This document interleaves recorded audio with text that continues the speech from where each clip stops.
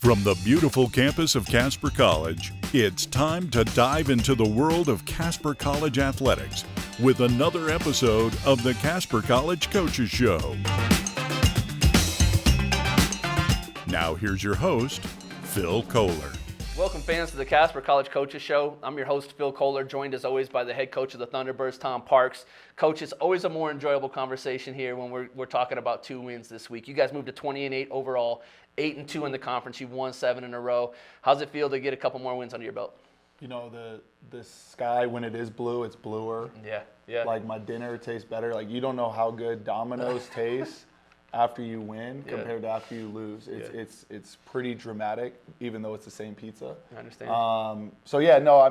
We're excited with where we're at. I think that even though we're excited, I feel like our guys are still, like, hungry. Yeah. You know, and have things that they want to prove. And you're kind of in this weird thing now where it's like you've won 7 in a row, and if you keep winning, at some point that streak's going to come to end. Hopefully it's not coming to end until the end of March, but at some point it's going to get to the point, okay, well, now once the streak's over, your season's over, hopefully, right, if we can take care of business this weekend. But I think that's kind of the most impressive thing with this group is they're a group that has success but continues to build off the success versus getting complacent and, you know, tanking it for a game. Yeah, well, and I mentioned that 20 at the start of your record, back-to-back 20-win seasons, and I know you weren't a part of the one last year, but you got a handful of guys that were, and the handful of guys that felt what it was like to have that winning streak kind of end a little bit premature for them. Do you think that has a little bit to do with that hunger that they still have? Yeah, I think, you know, and yes, there's 3 guys off this year's team. There's 2 guys that played for me last year that had their season end short, and especially the way that the current sophomores went out last year here. You know, I mean, Darius talks about all the time that Trinidad cut our nets down. Mm-hmm. You know, and he was a little, you know, not getting ahead of ourselves, but he was a little bummed that Trinidad wasn't hosting. And I think everyone else was excited, you know, because it's a very tough place to play. Yeah, for sure. But he was like, oh, man, like I had to sit there and wait for my medal as they cut down the nets.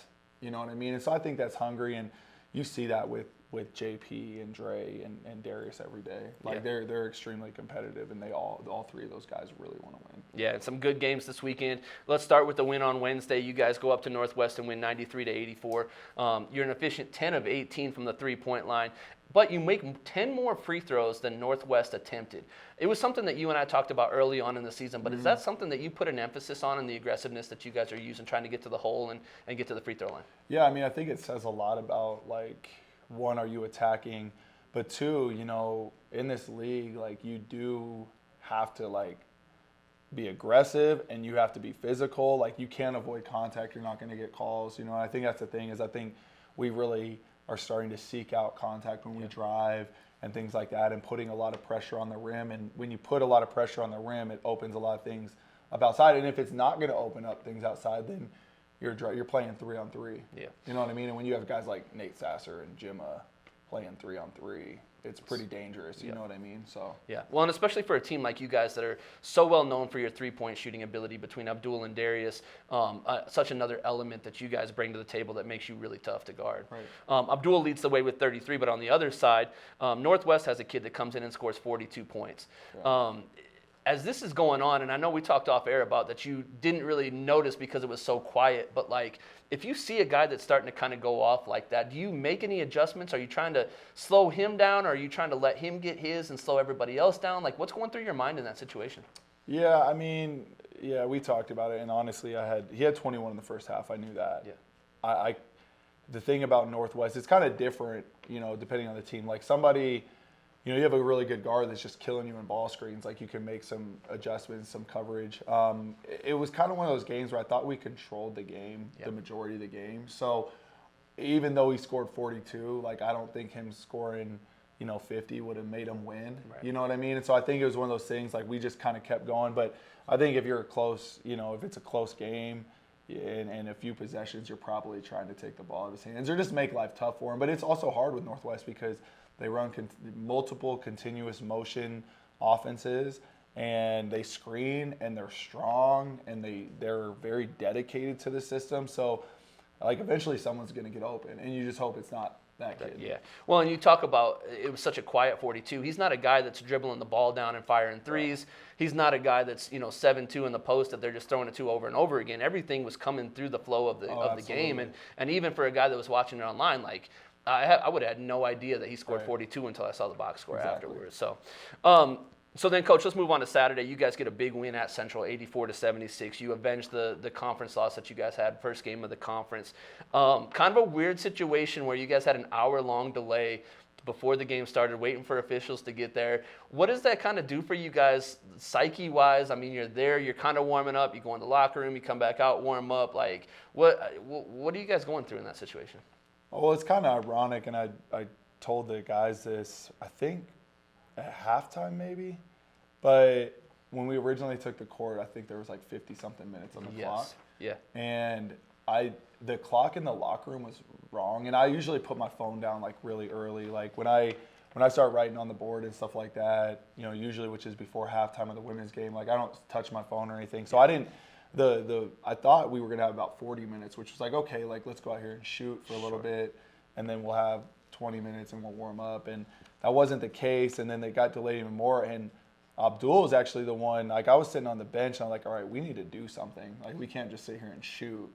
And so all of a sudden Abdul started organizing, like a drive and kick, one more with 3 lines so that everyone was kind of touching it and being involved and moving. And we had Ethan and Parker were down there like playing dummy defense. And I've never had a team, like I said, I think I've told you this before, in practice sometimes I'm quiet. Yeah. And it's like, not because there's not teachable moments, but it's because somebody else is doing the teaching on our team, right? And so Abdul kind of took notice. And I think the cooler than Abdul deciding that we needed to do this was everybody else being like, let's go, let's do it. Not instead of having a guy be like, well, no, I got to get my Steph Curry 2-ball dribbling in, you know what I mean? Yeah. So I think that like that was really cool to see everyone else say, all right, yeah, we got to do this. And I think that just shows you where our team is at. Like they're all connected, they're all coachable, they listen to each other.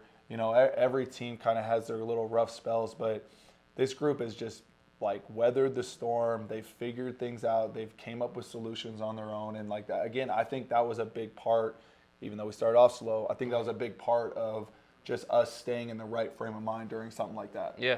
Well, and to that slow start, you talk about you guys win the tip, you guys turn the ball over, they come down and hit a 3, and then you guys get stuck in the backcourt against the press and have to use a timeout 30 seconds into the game. Right. So my question for you, when you guys have to waste one of your timeouts early like that, does it affect your mindset at all as far as timeouts are concerned? Maybe you've got a guy that dives on a loose ball where you choose maybe to save a timeout till later in the game, or is that something that just never even goes through your head? Yeah, good question. I think the media timeouts help. Yeah. Right? Because you got built-in timeouts. And so if you get to a stretch where you need to call one, like I won't call one around a media unless like I need to call one. Right, when like when it's even coming in. Like we got to save. Sometimes there is a time where it's like I need, even if it's 2 possessions before a media, like we got to save these 2 possessions because of where we're at. But building the medias are nice, but I don't know. I'm notorious for saving my timeouts. Yeah. Like I'm just like I'm notorious for having. I think we've been up. We haven't really had many games where it's like single possession type of games down the stretch, especially in conference. Like we haven't had any for a while, and so really like I'm the guy that's like, we're down 7 or 8 with 2 minutes left. I'm like, guys, I got 3 timeouts. Like you're good. Just call the timeout. You know what I mean? Yeah. So I don't think much about it. I feel like that's an area. 5 years ago, I really struggled with timeout management. Right. And now it's just kind of like I found out my system. I found out when I need to know. And hopefully there's not a bunch of fans out there like, call a timeout, call a timeout, call a timeout. Because I think we have a pretty good gauge between Dion and myself. And even sometimes players will be like, Coach, like you got to burn one. Sure. Like we need to call a timeout. Malik's done that. D-Rob's done that. And I respect that. I'm like, all right, like let's get on the same page. I'll call one. Well, and even in that situation, starting the game off, Nate makes a good decision by calling it because saves the possession. Yeah, and you don't want that 10-second call, especially that early in the game when maybe that possession's not going to be huge in the overall game, but it could be. Yeah. And it could be something that, and it ended up being something that kind of sparked you guys. I mean, they kind of made a little bit of a run at you, but you guys dominated them in the first half. And you did did it in a way that was different than what you guys are used to. We talked about last week against Gillette where it got physical and you guys stepped up your physical game. This week, you guys didn't make a ton of threes against Central, but man, you guys got a lot of really, really good, easy looks. Number one, because you handled the press, but number two, your guard play was really, really good. Yeah, no, and we knew from watching previous film, of the game that we played Central, like they really tried to take D-Rob and Abdul away. Yeah.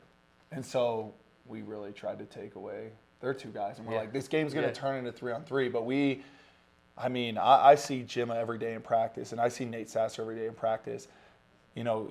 Sometimes you guys only see them for 11 minutes in a game or 15 minutes in a game, however much they play, 20 minutes. And, I've seen those guys do some really impressive things. And what we're trying to do now is understand, we know teams are probably going to try to take away Abdul and Darius. So we got to figure out ways to keep our spacing. And if you're going to take away and deny a dude and just face guard him, you're going to have to pay and give up some stuff. And Jimma just came out. We had a lot of conversations this last week about just like the athletic. Central's really talented and they're really skilled and they're really good in their system.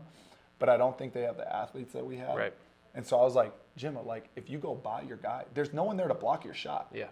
They have a 6'10" kid and he changes a lot of shots. But, Jimma athletically could be in the NBA. Yeah. You know what I'm saying? Yeah. Just in terms of his athletic ability, his quickness, his speed, his bounciness. He is an NBA level athlete. And you get 2 feet in the paint, and that's what he did, you know, and it was really cool to see him kind of take on that game plan. Yeah, and it made the defense look like barbecue chicken. I've been waiting to use that for a long time now. He so did. Shout out to Tyler Kolick for that one. Yeah. But, again, too, you got Central comes in, they've got 2 guys averaging 24, 25 points a game. You've got 5 different guys that come out that are all in double figures Saturday against Central. Yeah. Josh scores the ball a little bit. Malik, 8 assists. You guys had so many different players that were doing things. But then the big one, Sam Marbury, comes in averaging 28 points a game in region play. He had 42 2 weeks ago. A guy that's top 20 in the country in scoring, you guys hold him to 9 points. Right. And so that speaks to your defensive effort as well. Yeah, no, I think I was over prepared for that game. Yeah, I'm sure. I'll tell you this: we were leaving Powell. We couldn't find a gas station that was open on the way out of town, so we stopped in Cody at a Maverick gas station. So we got our pizza. We got to Maverick and Cody. By the time before we left Cody, I already had Central film pulled up, and I watched. Everyone else is sleeping. I'm watching film. I'm trying to game plan. Dion and I met the next morning. We talked about what we wanted to do and how we wanted to guard them and how we wanted to take guys away. And that's the thing about this group is we did some things different. A lot of our principles were the same, right? But there's a couple of things we're okay, we're going to trap this person in the post. We're not going to trap this person. Okay, we're going to pressure this person. We're not going to pressure this person. Versus other teams, we can just be who we are. Right. This team, we're okay, we got to fine tune and adjust some things. And the guys bought in and execute. And you could see them sometimes thinking on the court, but they really bought into that game plan. They really executed it well. And it's pretty cool, too, because they also gave Dion and I a lot of credit after the game. I don't think you see that a lot from, especially 18, 19, 20-year-olds. Yeah. They were Coach, man, you guys had a great game plan. And it just shows, if I was talking to Division I coaches more, if we can just do our job and have great game plans, I feel confident that our guys will go out and execute those game plans. Yeah. So. Well, you put them in a position to win, right? And that's what you guys have done, and that's what they've gone out and done, especially these last 7 games where you guys have done a nice job. And then, with that point, obviously when Region 9 tournament play comes around, you're going to have to start making some of those adjustments. Right. So what a great opportunity for you guys to go out and beat a very good team. So, looking ahead at this week, Coach, you guys, with that win against Central, secure the number 2 seed in the Region 9 tournament, at least number 2. Still a chance that you guys could move up to number 1, but at least in that 1 or 2. If you guys finish in that 2 seed, you guys will host a play-in game. If you get the 1 seed, you'll get the automatic bye. And we'll talk about that in a minute. But heading down to Torrington on Friday, 7:30 tip. You guys beat them 101-90 down here. But if things hold where they're at, this is a team that you would play in that play-in game for the Region 9 tournament. Does that adjust things, knowing that whether you win or lose doesn't really adjust who you're going to play, but you're going to chance to play them again in another week? Do you kind of hold things back, or do you just go and play assuming that they're going to be 2 totally separate basketball games? I think we all want to keep winning. I mean, we're not going to go down there and just be like, well, let's, here's the ball, roll the ball out. Yeah. But I think that we have things that we've been working on. We'll continue to work on this week that we may use if we need to use it. Yeah. But we may keep if we need to keep it. And things that we feel like we don't have to do these things to win. If we just show up and we're the tougher team and we play together and we out rebound them, I think we're putting ourselves in a really good position to win that game. Absolutely. But we also know that we could play them a week later. So we want to have things that we're preparing for that we may not use this week, but we would use the following week. Yeah. Well, and to that point, do you feel like it's important to send a message? I mean, you go down there and you beat them by 25, 30 and really put that doubt in the back of their mind if you do see them again. Does that come into play at all? Yeah, I mean, I think the Eastern Wyoming LCCC weekend here, I mean, I think we left the door open a little bit to where the teams feel they can play with us. I think they were both games that we controlled the majority of the game. I mean, watching back Eastern, Eastern did, I think they cut it to 3 at one point in the second half, about halfway through, and that's the thing we talked about, trying to get our guys to not guard when they have to guard, but guard all the time. Right. And we've been working on a lot of half-court defensive stuff. I feel like that's kind of what lacked is we know we're going to give some stuff up in the press, but if they bring the ball out or they make a couple passes, we have to have understanding that we need to get solid. Yeah. And we can't just play this crazy, chaotic half-court basketball. We're going to have to grind and get stops. And that's the thing, our guys have really been preaching defense. And that's the thing, we talk about defense, but it's great when, Abdul stands up before the game and is like, guys, it's going to come down to defense. Yeah.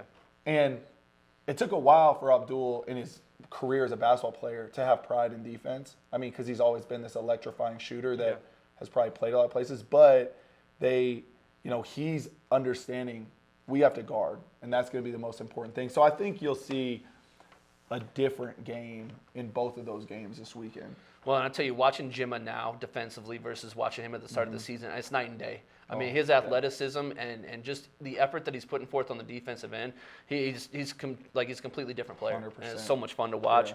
Yeah. So, Coach, give us one key to that one in Torrington on Friday. Is that going to be, obviously Micah Glover, a guy down there, is still leading the conference and scoring, a guy that's very capable of scoring it. You're going to put that emphasis on the defensive end of the floor?